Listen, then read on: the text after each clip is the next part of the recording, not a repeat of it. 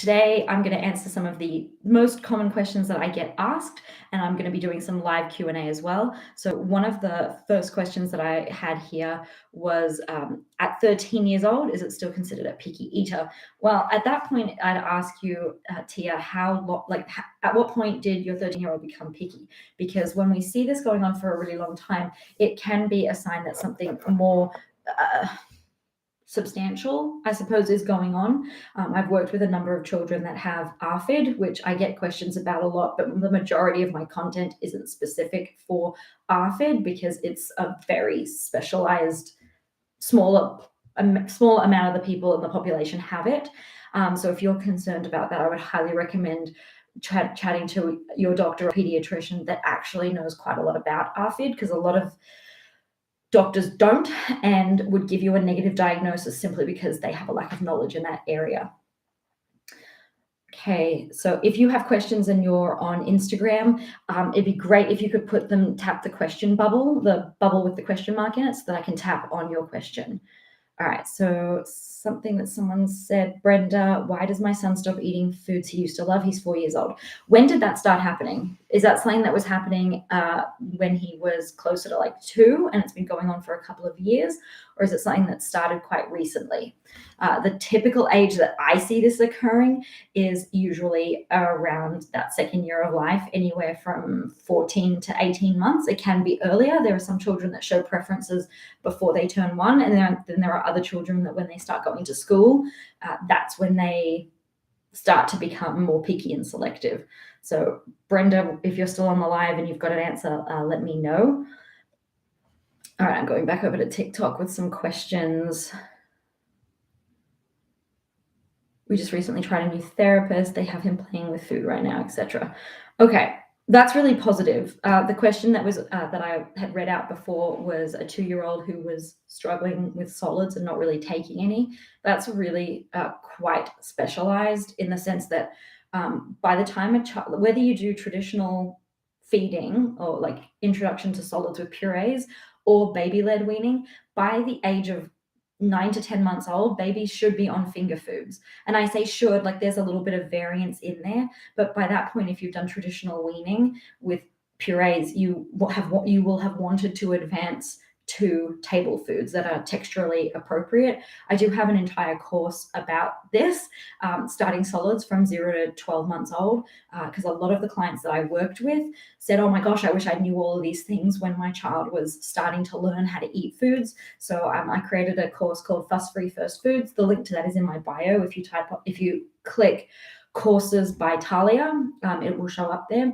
And no matter what type of weaning you're doing, whether it's puree or baby-led weaning, you will find guidance on how to do this successfully and safely.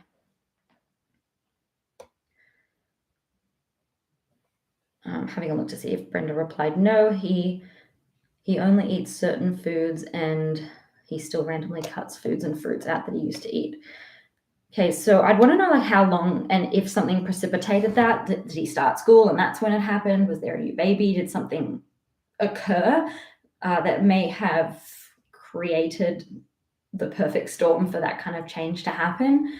Something that I will say, if they are refusing foods, I always want to ask that, and this is something that I can't really do over the live, but it's something that I would do if I had a potential client or a client on the phone. I want to know, how are you responding to that? Because your response has a huge impact on whether or not you're going to inadvertently continue the problem, or if you can very easily tweak your communication with your child to make it less pressure and less stressful for you. So those are the sorts of things that you can start thinking about.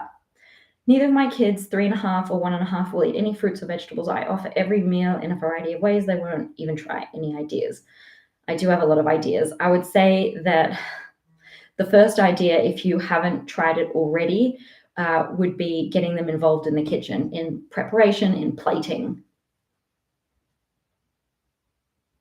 What would you recommend? What nutritional supplements would you recommend for an almost 3-year-old that will mostly only eat fruits, bread, and other carbs?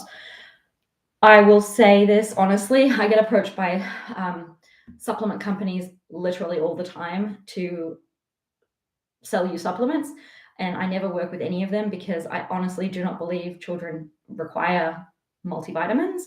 As a blanket statement, there are children who are, for example, anemic and that are still learning to try foods and like foods that have iron in them. In that situation, an iron supplement is more than likely required.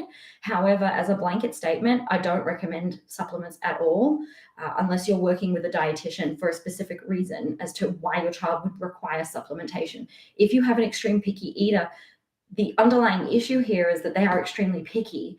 And there's been really 1 or 2 clients in the last 2 years since I've been coaching parents that I have actually recommended a supplement. And even then, it was not a multi, and it's definitely not a gummy. I do have a longer form video tutorial on my YouTube channel. If you go to Family Snack Nutritionist on YouTube and you type in supplements, that video will come up for you. All right, I'm going to go back over to TikTok because I see a lot of questions that have come in here.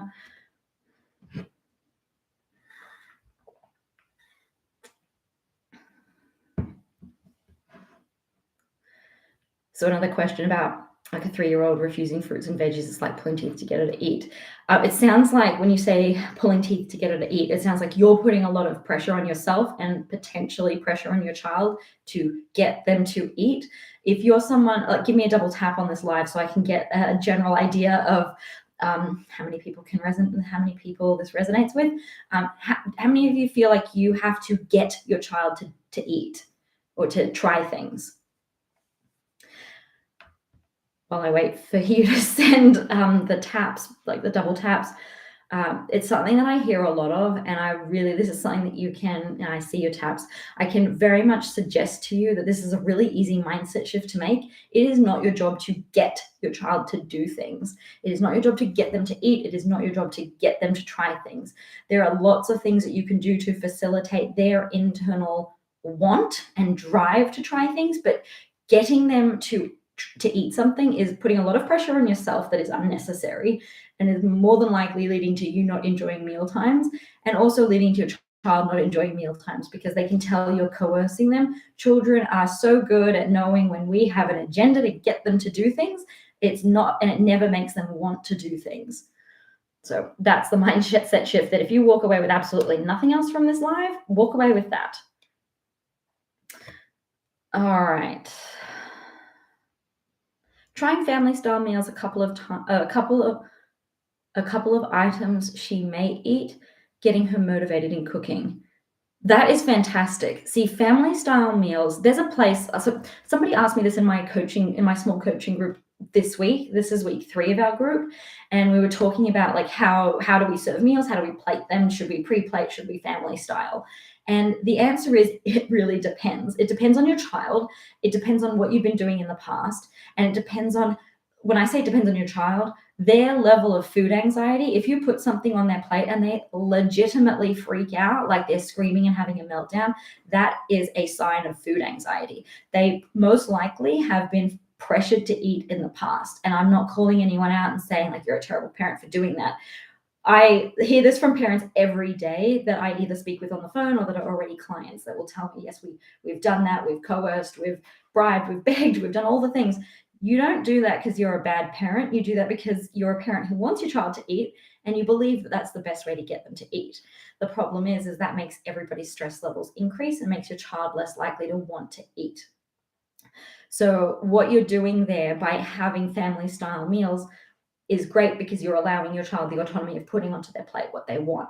This is something I guide parents through when we do coaching together, because there's a fine line between, now my child just is opting not to put anything that's not a safe food on their plate, versus I pre-plate everything and then they just ignore the things that they don't want to eat or they refuse to come to the table. So it's a really fine line, and depending on where your child is at and where you're at and how old your child is, that's going to depend on how I recommend you navigate that successfully.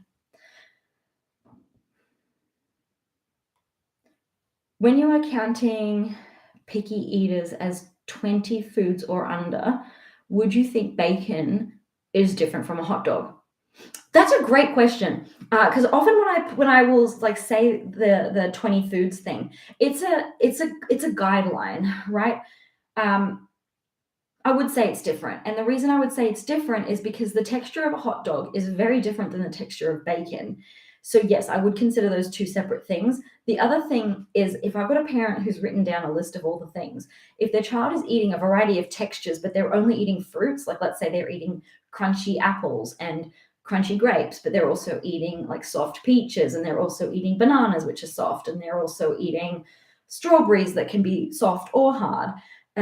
They might have 20 different fruits, but they're not eating from all the food groups. So if I see a child's list and it's all meat, that's going to be a red flag for me as well. So when you, like, I highly suggest you write down the safe foods that your child has.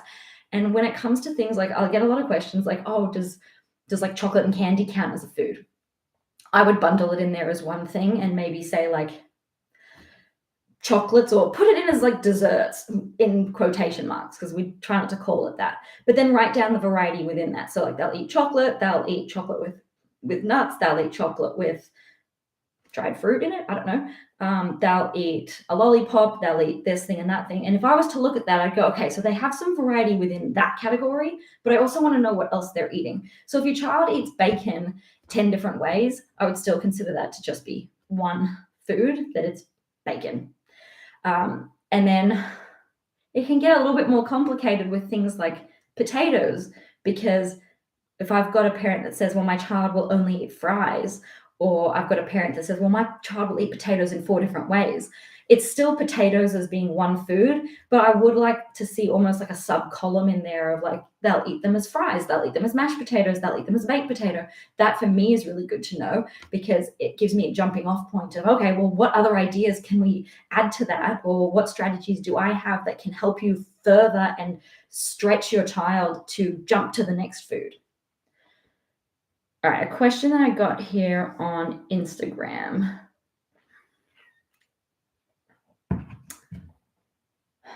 I've got a couple in here about food therapy. So I'm going to kind of combine these questions.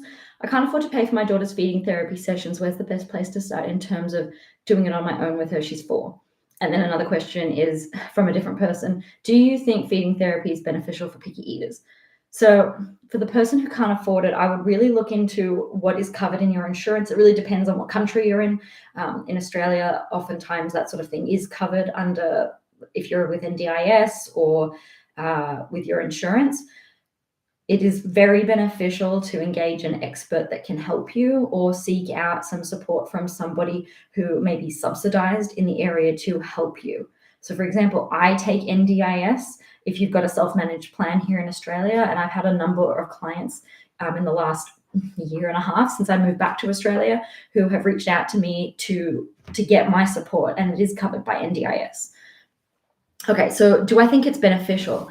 I do, almost always, with the exception of I have worked with parents who have sought my help after working with a feeding therapist, and they've told me the feeding therapist forced their child to eat things, or forced them to kiss things, or forced them to lick things. If you have a feeding therapist who is putting any kind of pressure on your child to interact with a food, run in the other direction. I've done quite a lot of professional development put on by a mixture of OTs, speech pathologists, dietitians, and feeding therapists. And if they're following responsive feeding, great. That's the method that I highly recommend. I use that. I use principles of that in my practice as well. So yes, if they are following a respectful approach that is fostering the child's autonomy and not forcing them, great. Yes, that can be very helpful. There are also OTs that work in this area, and there are also some dietitians like myself who work in this area. So that's a great question.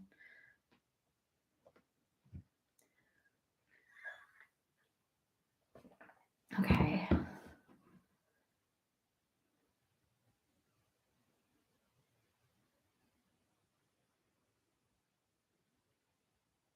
Are children with autism helped by your program? That is a multi-pronged question or answer that I need to give you. Oh, and how long should I try feeding therapy? All right, let me answer that one first. So because I'm not a feeding therapist, I don't know exactly how a feeding therapist approaches picky eating. I don't know what their specific program looks like. What I will say about my program is that if you work one-on-one with me, in almost all cases, I won't take a client on for less than a 5-month period, because within that time frame, we have to make so many adjustments, not just to things like schedule and what is the mealtime environment like. We're also attempting to change and implement strategies that may or may not work right away. And it's okay for them not to work right away. There's no magic bullet. There's no one strategy where your child's going to like start eating everything after they've been picky for a year or 2 years or 3 years. It's just not possible. So I'll give you an example. I had a client who was interested in working with me for another period of 4 months. And she was like, oh, can I just join for like 2 months of that? And I had another client who wanted to join the 8-week program and was like, oh, that's kind of expensive. Can we just join for 4 weeks? And if it's not working, we'll just drop out. And I'm like, no, if you're not fully committed to the 8 weeks, you're not committed, and you're not necessarily going to see the results you want in such a short period of time, because these things take time. A lot of it is psychological. Food is psychological. So if you go into this thinking, oh, it's just going to be fixed in a few weeks, you're going in with the wrong mindset, and you're not the right person to work in my program. When we work together, I'm looking at the long term. I'm looking at how can I help your child when they're 15 to make the choices that you want them to make. If you're so short-sighted on looking at it working right now, and you don't have the long-term outlook and the long-term goals in mind, we're just not a good fit to work together. And that's what I told this potential client. I'm like, I'm not going to do that. That puts me under a lot of pressure, as well as you're clearly going into this thinking it's not going to work. So that's just not beneficial for anybody. Okay. So autism. So I mentioned I've got some clients that are covered under NDIS, which is the National Disability Scheme here in Australia. And I have worked with a number of autistic children. The strategies that we employ to help autistic children are not super different than the ones that we use for neurotypical children. The way that we implement them is different. So a child that has autism, you may have to change the way that you're communicating with them, because they have a different level of understanding. And that is something I would recommend one-on-one coaching for. If your child has very mild autism, or they have a particularly, they neurotypically, well, not neurotypically, that's the wrong word. If they tend to be able to communicate more like a neurotypical child, the group program may be a good fit. If that's something you're interested, I would recommend you reach out to me personally via private message or DM, so that I can get a really good feel for where your child is at, because I don't want to recommend you the group program if it's not the right fit for you. Usually I take the clients that have neurodiverse children only in one-on-one, but it would really depend on your specific situation. I do individual consults. Like I said, my program is almost always a minimum of 5 months if we work together one-on-one. Depending, I've worked with a few clients just for a 3-month period. Really depends on what the issues are, how old the child is, and if I'm confident I can get you to that point in 3 months. If I'm not confident I can get you to that place in 3 months, I'm not going to sign you for 3 months, because I want you to be at the place where you can graduate and go on without me, without being like, oh, it didn't work. So that's why. So yeah, I do individual consults. You can go to the link in my bio, tap on the 3 horizontal lines and click work with me. I do have discovery call spots open in February, because I am taking new clients starting around March time. I do have a wait list, but I'm working through that right now. And I started with a bunch of new clients in January. So yes, I do. And yes, we can work one-on-one. Okay, so I got a question from Danielle. Serving sizes of a preferred food versus learning to like food for an almost 4-year-old, maybe a definition of a respectful meal. Awesome, that's a great question. I hope you're still on the live. Let's start with a respectful meal. A respectful meal means that there's at least one safe food for your child that they will, or a reliable food that they will reliably eat. So let's say it's chicken nuggets, for example. Your child normally eats chicken nuggets, not a problem. You put chicken nuggets on the plate and they're like, I'm not eating that tonight. All right, well, if that's cropping up all the time, that's like if the safe foods are continuously like you're guessing which one is a safe food, that's definitely a massive red flag because that's a huge stressor for parents. I highly recommend you get some help. Um, Depending on how severe the picky eating is with your child, I may recommend more than one reliable food. So I've got a client at the moment who's just starting to work with me, and based on the very limited number of reliable foods she has, I have recommended more than one reliable food. So that's a respectful meal, and the serving sizes. So there's no specific serving size that works for everybody, just like we are all individual, unique adults. Our children are unique individual children. And there's no such thing as like a proper serving size. But I think what you mean is how many serves should I give of the reliable food? It really does depend. And I've done quite a few videos on both on YouTube and quite a few lives that have been saved on Instagram about how much to give. And it really depends on what the food item is. Are you sharing it with the other people at the table? Are you going to run out of it? It's okay if you do run out of it. You want them to be able to reasonably fill up, but not completely fill up. You still want them to have an appetite for some of the other foods that you have available that you are serving.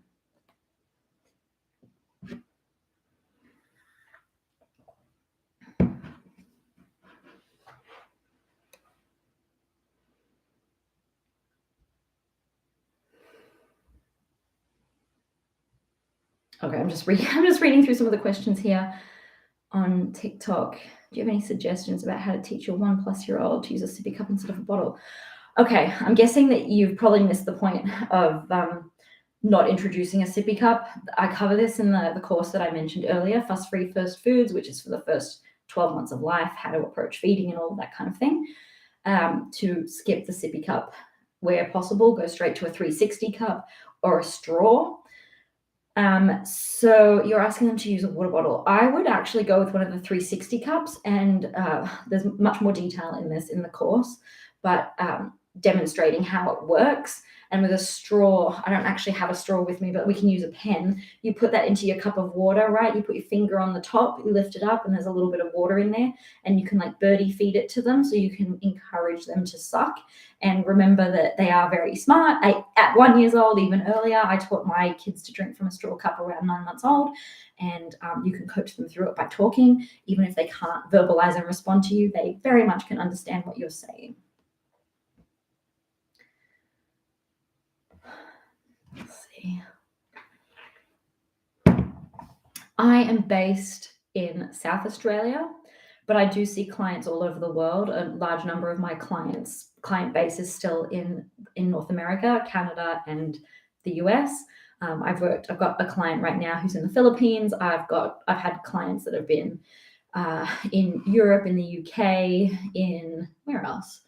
Canada, New Zealand, Australia, the United States. Where else?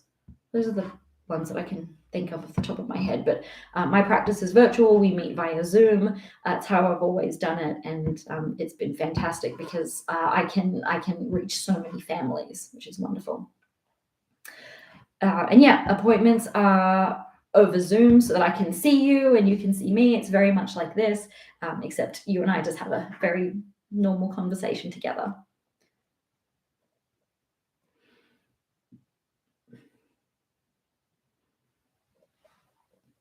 How do you know when it's something it will pass by itself and when to seek help? That's a good question. So I do mention this quite a lot. Sorry, I'm gonna have a seat. It's a lot of standing. I would never go into this thinking it's just a phase. A phase, and I've got a video about this on YouTube. If you haven't been to my YouTube channel, it's Family Snack Nutritionist. It's one of the top 5 videos, When is Picky Eating a Problem? Where you can just search for the word problem on my channel and get, like, I highly suggest if you're like thinking, oh, it might be, is it a phase? Is it a problem? Watch that video. But like my main red flags are, is your child eating close to 20 foods or less than 20 foods? That's a red flag. Is your child eating from a variety? Is your child eating a variety of foods from all the food groups? If yes, great. If not, red flag. And another one is, Are you and your child super stressed out at meal times? If you're stressed out, it doesn't even have to be your child, but sometimes your child has anxiety around food. If you put blueberries on their plate, will they run away and scream? That is a sign of food anxiety. If you are anxious at meal times, that's a problem because that negatively impacts the mealtime environment, and your child picks up on that, which can create more problems. So that is definitely a red flag too. Do I take American insurance? I do not. I do provide receipts for payment, and you're able to submit that to your insurer and find out if they will cover you. But generally, the clients that I see, unless you're NDIS, it's a self-paid because I'm private practice.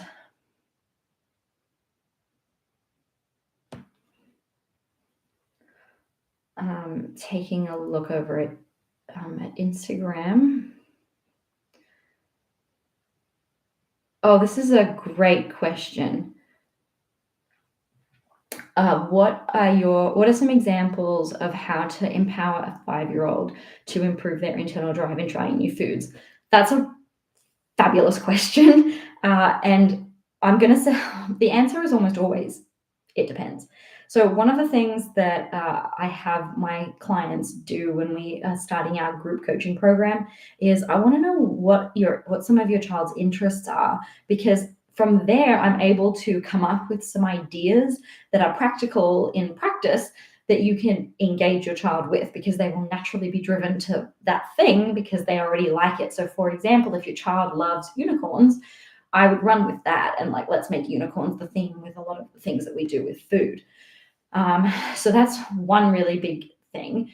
And another thing is through communication. I always say this, and I'm going to keep saying it because the more I say it, the more people, when they will jump on the phone to chat with me, they're like, oh, I've seen all your videos and I know that you often talk about communication. Because sometimes parents will be like, communication? Like what does eating food have to do with communication? It has so much to do with communication. So I've got my crocheted banana here. Here's an example.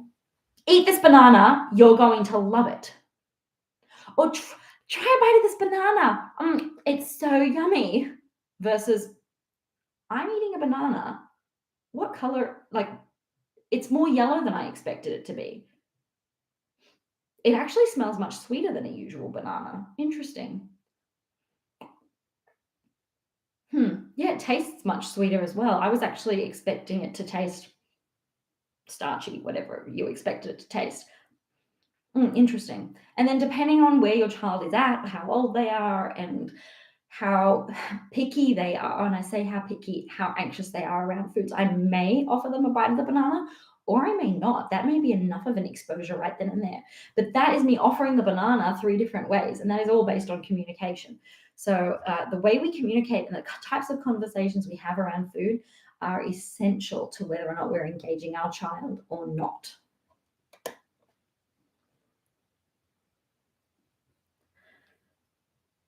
Okay, one of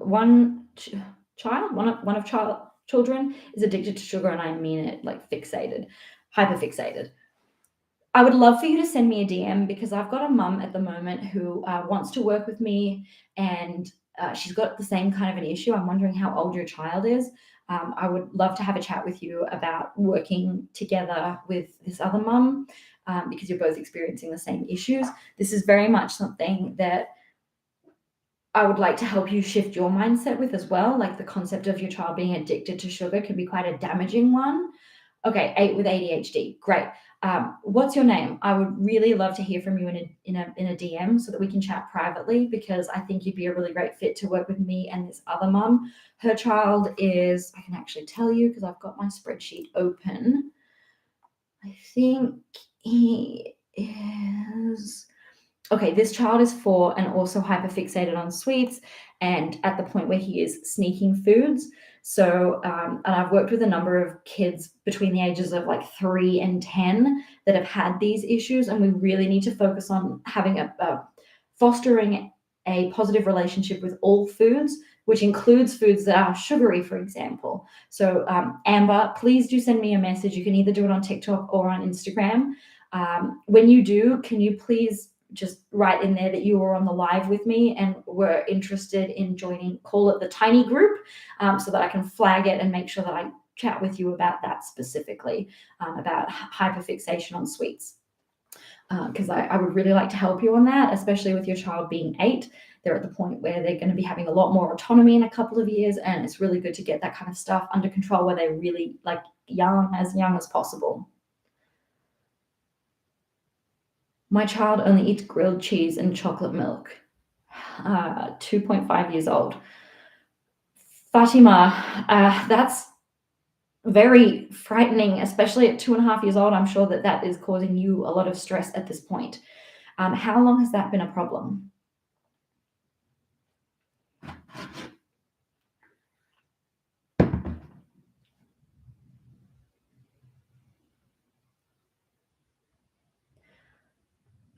Joe's, you're saying that your child has many allergies and you can't find a proper nutritionist. Depending on where you are in the world, there'll be a dietetics organization. So for example, in Australia, I'm not sure where you are in Australia, it's what am I thinking? It's called DAA, Dietitians Association of Australia. In the United States, it's Eat Right. And you can go and find a dietitian in your area that specializes in what you're looking for, in this case, allergies.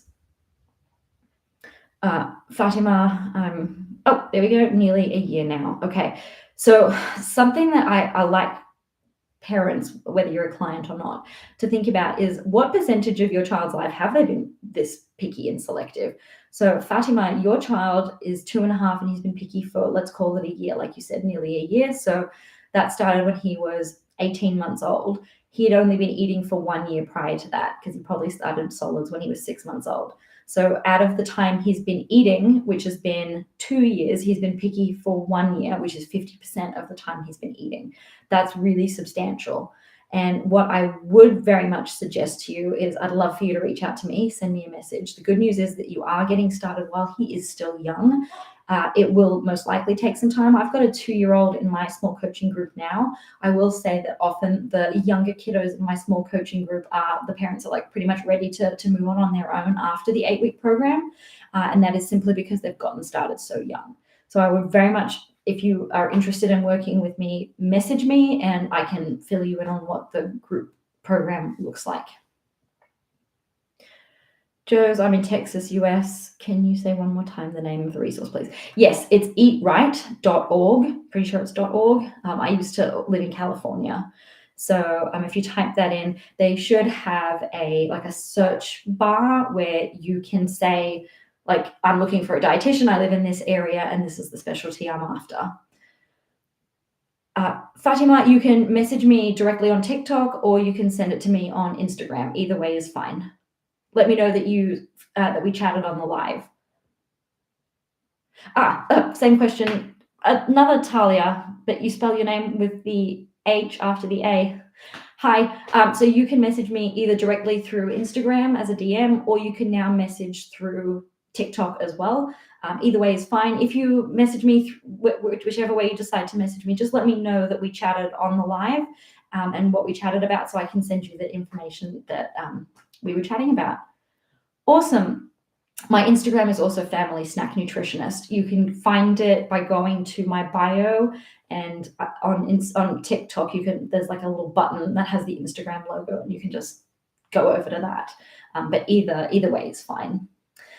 All right, guys, this has been wonderful. I'm so glad to have been able to get on here and do a live. I've wanted to do one for the last couple of days, but yesterday was a public holiday and I actually sort of mostly took the day off.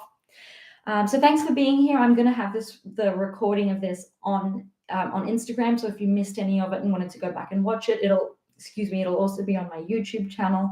If you haven't already grabbed my free phrase guide, grab that from the link in my bio and you can get on my email list. I send out emails usually once or twice a week with some updates and some feeding information and support for you. So yeah, thanks for being here, and I will see you soon, and send me that message if you wanted to chat further about stuff. All right, have a great evening, afternoon, day, depending where you are in the world. Alrighty, bye.